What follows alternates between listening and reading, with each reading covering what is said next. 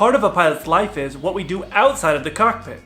And if you know a pilot's wife, there's an 80% chance she's one of 3 professions. I'll explain it all.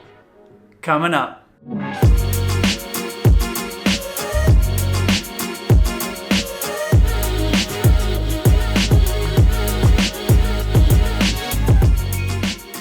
Hey 7-4 crew, welcome back. If you don't know me, my name's Kelsey. I'm a 747 pilot.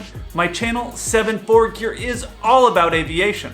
So whether you're a pilot or an aviation enthusiast, consider subscribing. Now this video applies to male pilots' dating life. Now I haven't really seen a trend with female pilots, but if I do, you'll be the first to know. First I'm going to talk about each of these 3 professions, and then at the end I'm going to give you the common thread that they all have in common. Let's get into it. Now the first and most obvious one that most of you are probably thinking are flight attendants. Surprise! And I know it sounds cliche, but many people meet their wife or girlfriend at work. It's the same for pilots. It's an easy fit for both of you. You understand that the lifestyle that we're in and understand that the layovers aren't crazy hot tub jacuzzi nights with naked flight attendants running around everywhere. Crap. Next is nurses. Nurses work a very strange schedule similar to pilots. They usually work in blocks of 3 or 4 days. They usually work long days at a time, and then they'll have several days off.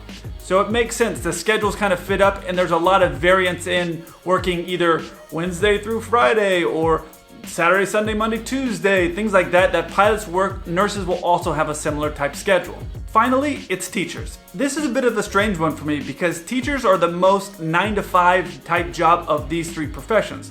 And I realize a lot of times they might start at 6 or 7 in the morning and then finish at 2 or 3 in the afternoon, and then they're grading papers or doing whatever teachers did. I don't know. I always tried to get out of school and not go back until the next day. That explains a lot. But I know they work really hard after school's out. And the other thing that's strange about this is they usually have the summers off. And that's usually the most busy time for pilots, especially if they're doing passenger flying. So the only thing that I can think of is that these teachers are getting invited to these hot, crazy jacuzzi parties that for some reason I'm not getting invited to. Actually, that would not surprise me. So what is it about these 3 professions that pilots are drawn to? Well, I'm sure you've seen these memes floating around on the internet, and a lot of it is true. Most pilots have wanted to be pilots since they were kids. And for some reason it seems once they get onto the flight deck and start flying planes, they go right back into their little boy syndrome. And you want some examples?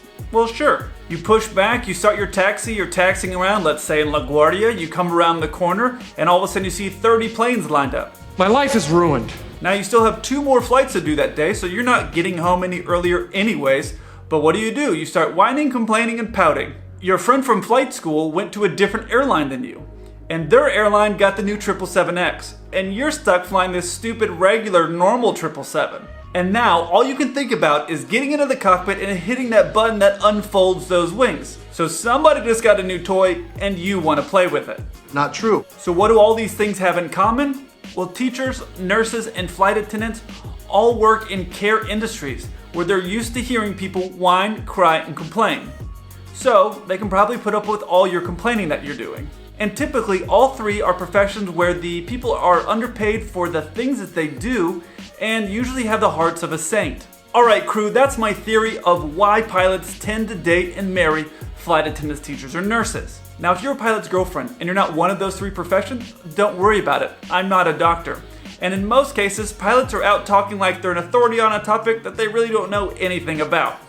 So you're probably just one of those other 20%. Probably.